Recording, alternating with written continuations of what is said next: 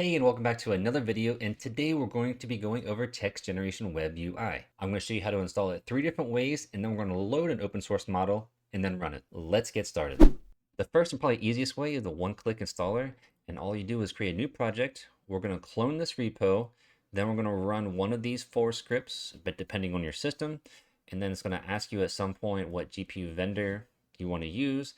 And when we're done that, it's going to go ahead and just run it for us and it's done. Okay, so let's see how that works. Well, the first thing is let's create a new project. I'm just going to call this text-gen web UI install. And once this is done, we need to clone the repository. So go back to the GitHub page, scroll all the way to the top, click this green button that says code. Make sure you click local. You're under HTTPS.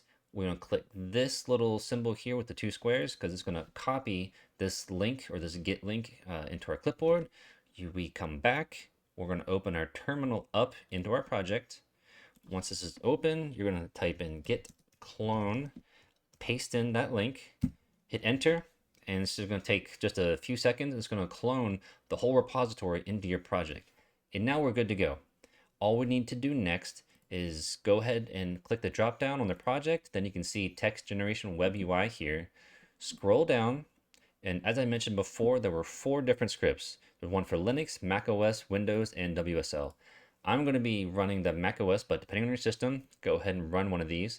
So I'm going to go ahead and double click this and then run it. And I'll come back to you whenever we get to the point where we're asked a question. Okay, and now it's going to ask me what GPU I have. So I'm just going to go, you can choose whichever one you want, but I'm just going to hit none for this example, just for this installation. So I'm not worried about that. And it's going to continue installing all the dependencies, has a mini conda environment for you to run this. And when it's done all of this, it's going to go ahead and run it for us locally. And then I can show you what it is. All right, we're back. It finished installing and it's now running text-gen web UI locally. So it gives you a local URL here. If you go ahead and click this, it'll open up the web UI and here we are. It worked. Okay, so this is where you would come over to the model. And I'm going to show you this on the last installation. We're going to download a model here and then we're going to load it and then we'll have a simple chat over here just so you can see what that's working. Okay, let's move on to the next installation. Okay, here we are at the second way to install it, and this is going to be the longest because this is a manual installation. There are quite a few steps, so stick with me and we'll get through it. Okay, well, the first thing we need is the Conda environment. So go ahead and go to anaconda.com/download. If you don't have it already, just go ahead and click this download button here for whatever system you have, and then just run through the installation and go ahead and install it. Now we need to go ahead and create a new project. So I'm going to call this text gen web UI manual install. And we need to create an environment with this. So with PyCharm, it's pretty easy. With Anaconda installed, you can just check this here and it'll go ahead and install a Conda environment for you, and you can choose the Python version. So I'm going to go ahead and click create.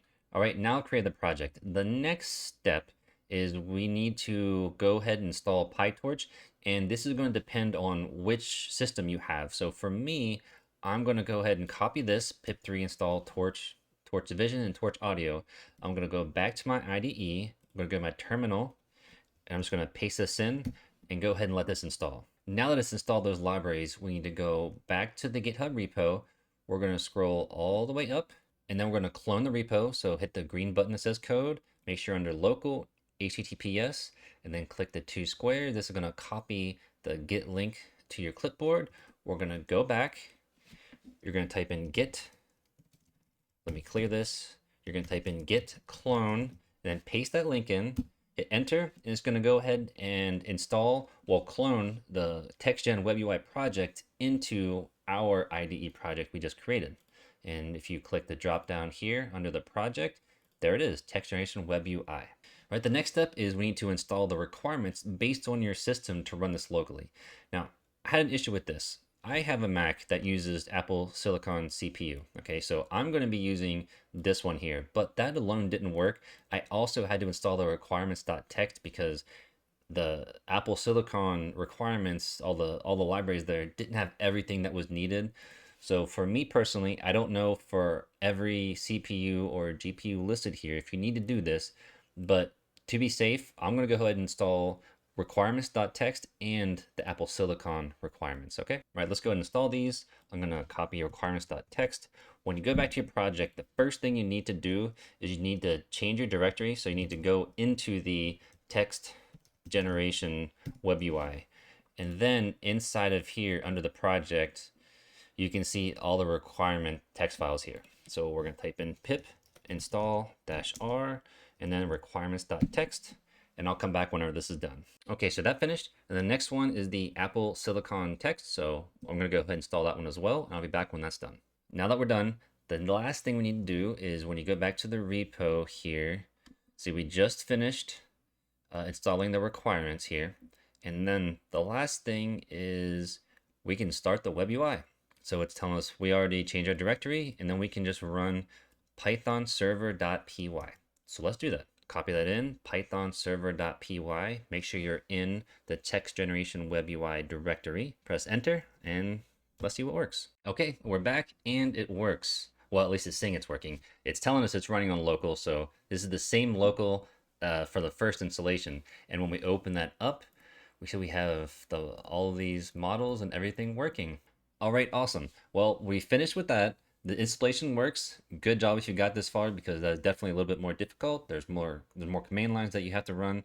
But what I'm going to show you next is we're going to run this on an online service called RunPod, because my computer architecture isn't that great. I only have 8 gigs of RAM, and to really show you anything on loading a model, it's going to take a while, and it's very slow, especially when I'm recording. So I'm just going to skip that.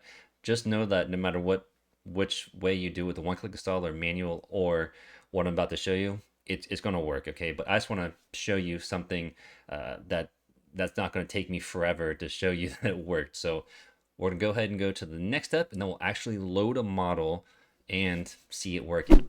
All right, here we are for the third way to install text-gen-webui so that we can load a model, an open source model, and then use it. So go to runpod.io. Okay, I already created an account, so if you haven't been here before, just go ahead and sign up. Just go ahead and create your account, and then I'm going to go ahead and log in. And what we need to do first is see up here, I have $2.68 left. If you go over to billing, go ahead and just add a few dollars, okay? Because this isn't free, but this allows us to use a much better computer to run the model. So once you add a few dollars, we're going to go over to the templates tab.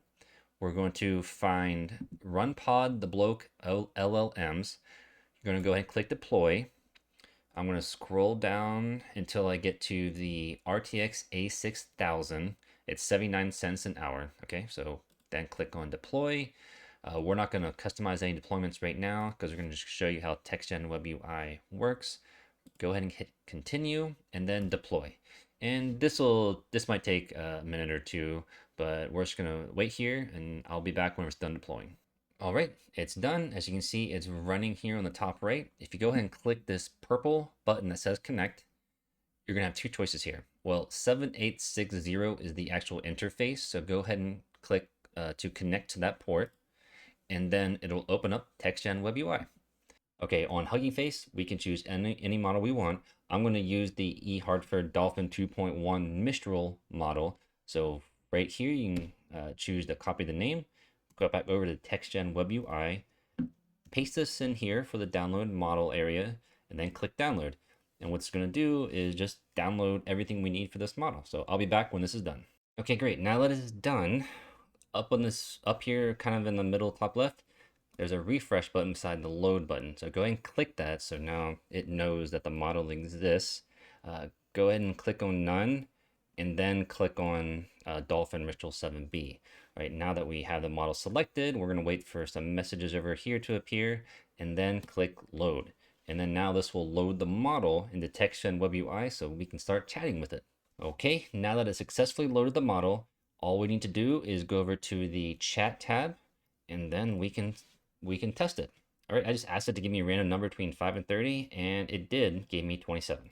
Okay, awesome. So right now we've found 3 different ways to install text-gen-webui. Each of these will work the same.